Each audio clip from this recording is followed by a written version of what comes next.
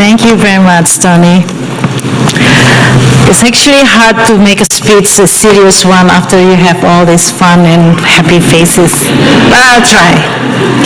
Faculty members, student, member of graduating class of 2012, family, friends, and distinguished guests, ladies and gentlemen. It is really pleasure as well as honor for me to be part of this very pleasant, happy, joyful evening, celebrating the achievement of such an impressive graduating class. I actually thought long and hard about what angle to take for this remark. In my work, I'm always considering global economic prospect when I'm thinking about our future. So the first thing I did was to check global prospect from our World Bank forecast group. This is kind of like checking the local weather forecast. Of course, on your Apple or your phone, you can always have that run easily. And here is what they said. Persistent headwind expected to keep GDP modest. Crisis management remains the concern. So when thinking about a theme that reflects the economic environment you are entering as you graduate, I was thinking something along the lines of rocky road. It's not just a flavor of ice cream. Or good luck, you're gonna need it.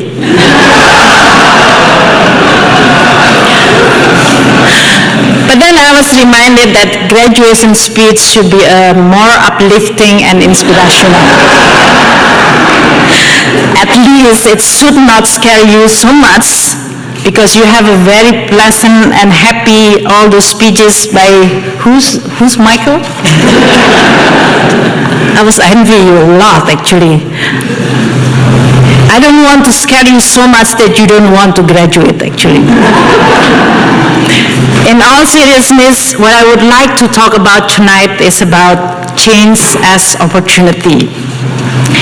I really do believe that change, especially some of the seismic change that we are experiencing now and will experience in the coming decades, can offer remarkable opportunity, especially to those who know how to think rigorously about international issues and are committed to service such as yourself.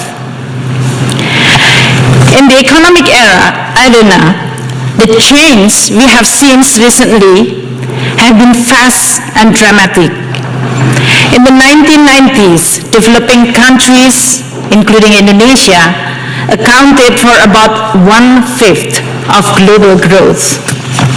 Today, they are engine driving the global economy, and over the past 10 years, developing countries have grown nearly 4 times faster than developed economy. The 5 emerging market economies, as you are all maybe know by the name of BRIC, Brazil, Russia, India, China, and South Africa, together now represent almost half of the world population, with a combined GDP nominal about $13.6 trillion US. Emerging market economy have been pivotal to the changing international economic order.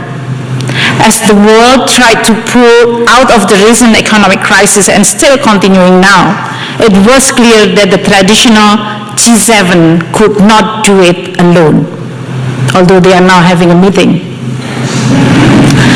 Emerging market economy and countries held the key to global economic stabilization and recovery. And so we have seen the shift from G7 or G8 to the G20 as a global policy coordinating group. I was actually among the ministers who actually communicated during this 2008 crisis, when all the head of state is actually scrambling and telephoning each other because they see the world is almost collapsing. and ask what kind of forum in which head of state need to discuss and to coordinate policy action to prevent the global economy from collapsing. Many ministers of finance communicating in the G20 forum, and we think at that time that the G20 is the most ready platform, and that's why the G20 leader was born. That was in the 2009.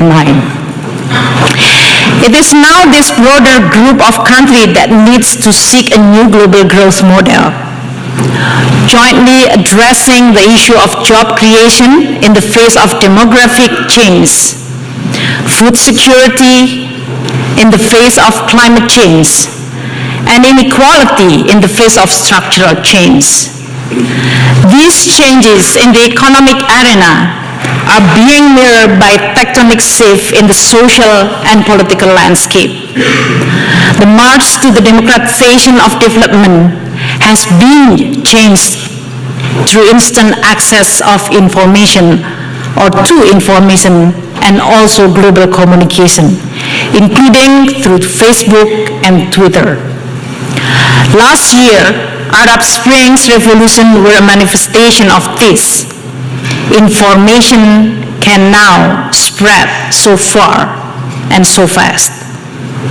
On the one hand, it can complicate decision-making by policymakers. But on the other hand, information itself has become a strong agent of globalization and change. This change in the economic and social landscape will bring major opportunities, but it is opportunity through meeting challenges. Traditional players such as Europe and the United States will not dominate trade, aid, foreign policy, and other arenas as they once did. And emerging countries will also have huge issues to resolve if they are to continue to grow and address poverty and deprivation. Addressing global imbalances will require action by developed and developing countries alike. The need for coordination and collaboration is becoming even more important and clear. Countries will need to resist resorting to a race to the bottom through protectionist policy. Rather, what the world needs is an environment of competition, but competition for excellence. This is where you're coming in. This is where the opportunity lies for you as individual, but also for your countries. This is the new landscape for new leadership. And as you enter this new landscape, I would leave you with 3 pieces of advice.